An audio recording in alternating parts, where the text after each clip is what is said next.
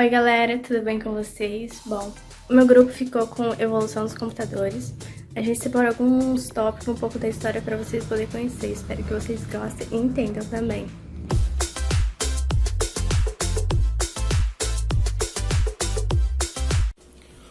Olá galera! Bom, embora o nosso tema seja sobre a evolução dos computadores, eu vou falar um pouquinho sobre a história do computador, beleza? Eu vou falar uma pequena parte e minha amiga Duda vai falar outra parte, tá bom? Bom, a gente sabe que os computadores têm uma grande funcionalidade para o mundo hoje em dia, tá? A gente consegue fazer várias coisas através de computador, seja para se divertir, seja para trabalho, tá? A gente consegue jogar, a gente consegue guardar dados, editar vídeos, editar sites, até mesmo criar um negócio, né, um e-commerce, tá? Só que nem sempre foi assim, tá? Antigamente era bem mais complicado, como todo mundo já sabe, os computadores eles pesavam toneladas, tá? Eram super lentos e tinham um pequeno espaço de memória, era muito pouca memória mesmo, tá?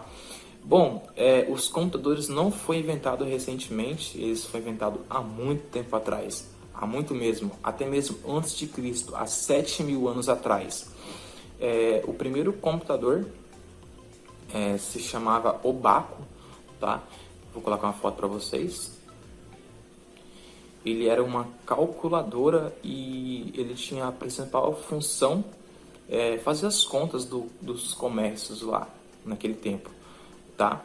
E esse Obaco foi inventado pelos chineses, tá? E desde até então os computadores vêm evoluindo bastante, né? Outras máquinas também foram criadas, tá? Então essa foi uma pequena apresentação da história dos computadores. Agora eu vou passar a palavra para minha amiga Duda. Valeu! Olá, eu vou dar continuação sobre a evolução dos computadores. Vou falar sobre a régua de cálculo, a máquina Pascal e sobre Charlie Babbage. A régua de cálculo foi criada em 1638 pelo padre inglês Williams. Ele criou uma tabela para a realização de grandes multiplicações. Essa tabela ela possuía valores já pré-definidos para que houvesse essa multiplicação. Em 1642, Blaise Pascal criou a máquina Pascal. A máquina ela foi a primeira calculadora mecânica da época. A máquina ela funcionava através de rodas que giravam para que a execução dos cálculos fosse feita. A ideia de Pascal era desenvolver uma máquina que realizasse as 4 funções, mas infelizmente ele não conseguiu que a máquina realizasse essas 4, mas sim somente 2 funções, que era a soma e a subtração. Isso fez com que na época aquela calculadora não fosse muito bem recebida. Agora eu vou falar um pouco sobre a história de Charlie Babbage. Charlie ele foi o pioneiro da computação, ele era um matemático. Em 1822, ele publicou um artigo onde mostrava uma máquina capaz de calcular funções simples, de diversas formas e naturezas. O nome do projeto era Máquina da Diferença, mas infelizmente pela questão financeira e por outras limitações também, ele não conseguiu que a máquina fosse executada naquele ano, mas sim anos depois. Em 1837, ele teve a ideia do engenho analítico. O engenho analítico ele foi criado com base no TA programável. O TA programável, para quem não sabe, foi desenvolvido por Joseph Murray.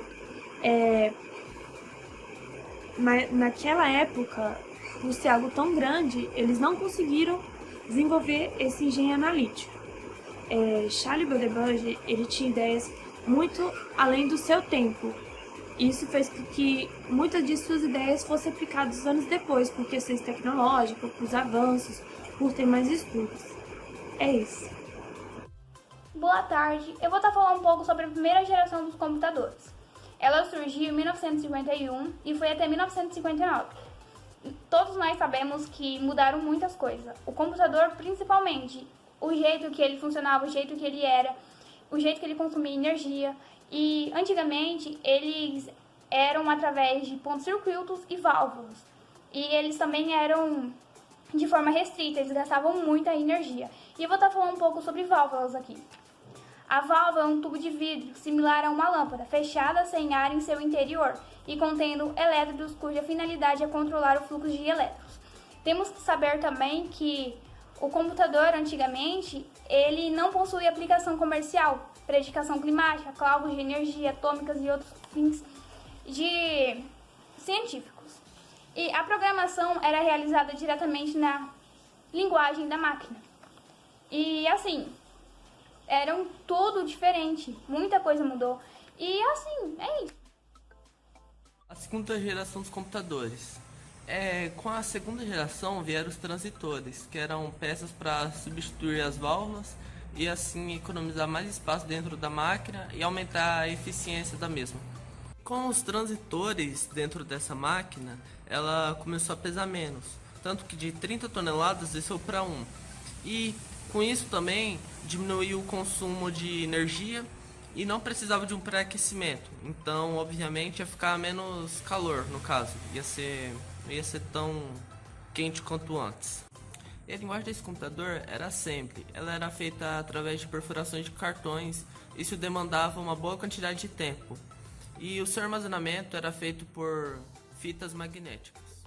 E é isso. Bom, agora eu vou falar um pouco sobre a terceira geração dos computadores. Ela teve início em 1965 e teve como principal evolução primordial a implementação de circuitos integrados. As principais características delas eram que elas eram mais confiáveis em comparação às suas gerações anteriores.